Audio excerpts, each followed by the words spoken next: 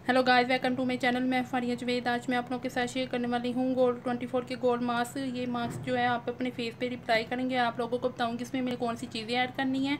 ये rose water है, aloe vera gel है, और ये 2 टेबल स्पून 24 गोल्ड के मास्क पाउडर है ये,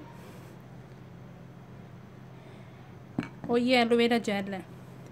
तो आप इसका रिव्यू मेरे चैनल पे देख सकती हैं। वीडियो बहुत अच्छा है ये। तो मैं इसमें डालूँगी पाउडर,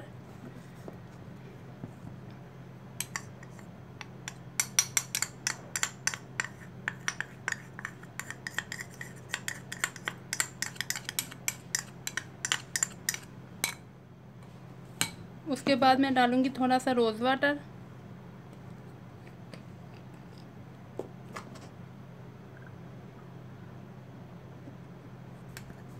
तो ये देखिए बहुत अच्छा है। इसको मैं पहले बहुत ज़्यादा यूज़ कर चुकी हूँ। यूज़ करने के बाद फिर मैंने आप लोगों के साथ शेयर की है।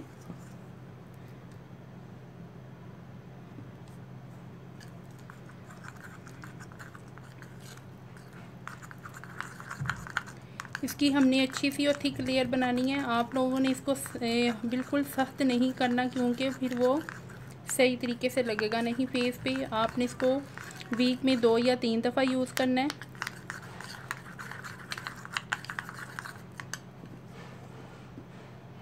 तो आप इसको 15 से 20 मिनट के लिए अपने चेहरे पे लगाएंगे